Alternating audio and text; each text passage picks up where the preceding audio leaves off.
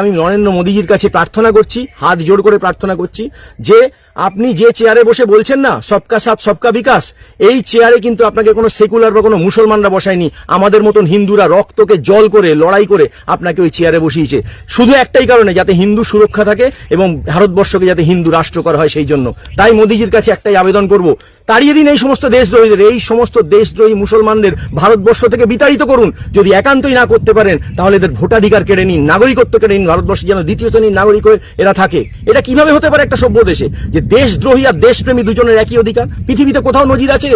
আমরা ভারতবর্ষের মধ্যে শুধুমাত্র চাই হচ্ছে এপিজে আব্দুল কালাম, আব্দুল হামিদ এবং ঝন্টু আলী শেখ, এদের মতন মুসলমান যারা ভারতবর্ষকে মা ভেবেছে, ধর্মের ঊর্ধ্বে উঠে ভারতবর্ষকে মা ভেবেছে, কিন্তু শরিয়া আইন চালু করার, ভারতবর্ষকে গজওয়াতুল হিন্দ করার স্বপ্ন যারা দেখছে, সেই সমস্ত মুসলমানের নাপাক পা এই ভারতবর্ষের মাটির মধ্যে আমাদের চাই না, আমরা চাই না। তাই আমার কথার সঙ্গে যদি আপনারা একমত হন তাহলে জনমত গঠন করুন, কারণ একমাত্র জনমতই হচ্ছে আমাদের দাবি আদায়ের মূল ভিত্তি।